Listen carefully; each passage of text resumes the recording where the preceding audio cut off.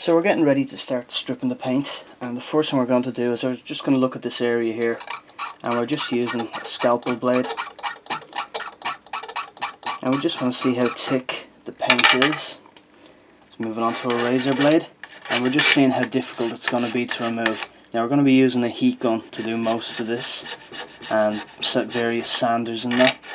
We just want to see how difficult the paint is and how thick the top layer is in that, just to make sure we don't go too far.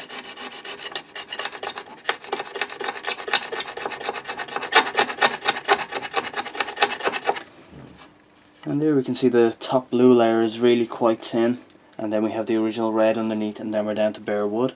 So we're going to start off now with our heat gun and then move on to our belt sander and random orbit sander and get as much of the paint off as we can. So we're just starting with our heat gun here, and we'll just see how the paint starts to react to this.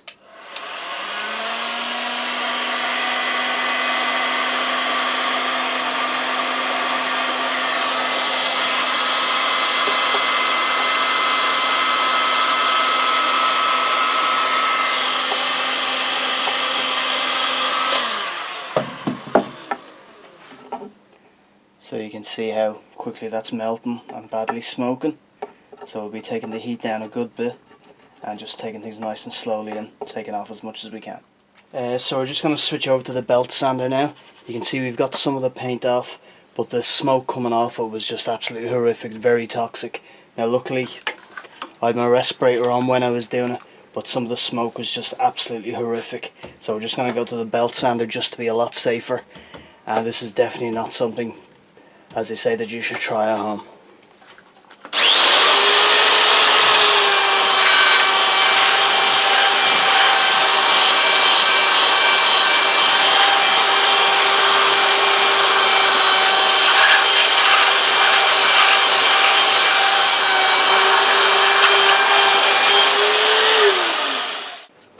So we've just sanded off the top there, we've taken down most of it, and doing so has revealed a few things.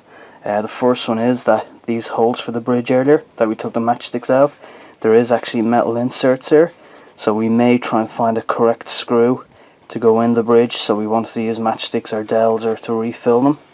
And if you can just make it out here, you can see the join here that would have been where the wood was joined to make it the body in two pieces. It's not quite down the center, but it just shows us where the parts were. So what we'll do now is we'll flip her over, we'll do the back and keep going then and do the sides. So we spoke earlier about these plugs here, and you can see there's quite a few of them all over the guitar. I'll just flip over to the back here now, and you can see where all these holes correspond to the plugs on the other side. Now originally I thought that meant that they drilled for a right-handed guitar and then decided just to refill the holes. But it just appears that there may have been imperfections in the wood or other issues, and they just used the plugs to cover those up. And it wouldn't really matter because the guitars were getting a solid finish, you were never going to see these. And just to bring it to the headstock, and you can see where they've added these extensions on either side so there was enough wood to make up the shape they wanted. And again you can see that on the back. You can see our piece here. And we've some film work to do here, and we can now properly see our serial number as well.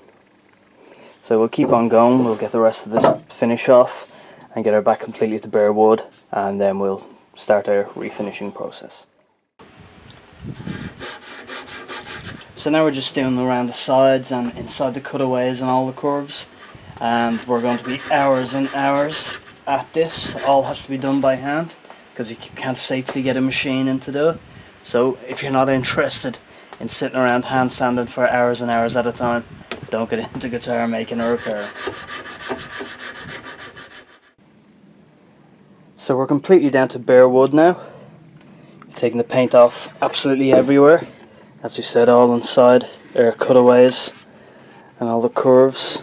And we're completely down to bare wood now. As I said, we can see all their little wood plugs that have been done here. So that's the paint removed. We have to move on to more sanding now to get it completely smooth. Then we'll do some grain filling just to fill in any little gaps we may have. and then we'll get ourselves prepped and ready for paint. Okay, so next what we're going to do is we're just going to patch this hole on the back of the neck and the other on the lower horn here, that, as we said, had been drilled to accommodate strap buttons for a right-handed guitar player.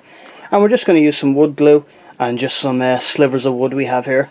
So we'll just put some glue on the wood sliver, put it in, we'll cut it off flush, and then we'll come back with some sawdust and more glue to patch up the hole, and then maybe some grain filler or wood filler after that. So we'll just press ahead with that now.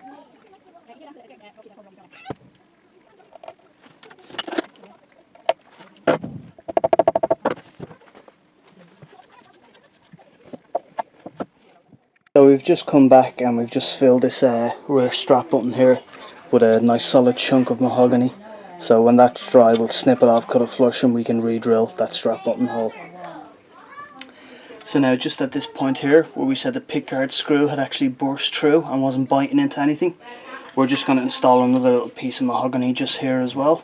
And it's a bit oversized at the moment, but once it's glued in place, we'll pare away all the extra material to make sure it doesn't interfere with anything on the inside. So here we are at the moment. We have the body has been fine sanded, well, not completely fine sanded, but sanded up to 240 grit. So what we're going to do now is we're going to come back with some grain filler, and this is just some grain filler we've mixed with some white spirit to tin it down, and we're just going to rub that all over the body, and that'll fill in any little teeny tiny holes or gaps in the grain and stuff like that. And it just means when that dries, we can come back and completely fine sand it right up to a nice high grit, probably 320 or 400, and it gives us a very smooth surface to start applying our paint with. So I'm just going to liberally apply this now all over the body. So it might be a little bit tough to make out, but if you can just see here where the grain filler has gone in and it's a lot darker than the wood around it, that means it's gone in and filled that area. So as I said, we'll do this over the whole body, and then when it's fine sanded, that'll give us a perfectly smooth finish to start applying our paint. So our grain filler has all dried, and we've fine sanded the body right up to 400 grit, and we've just taped off the neck now. So our next step is going to be we're going to spray primer on the body.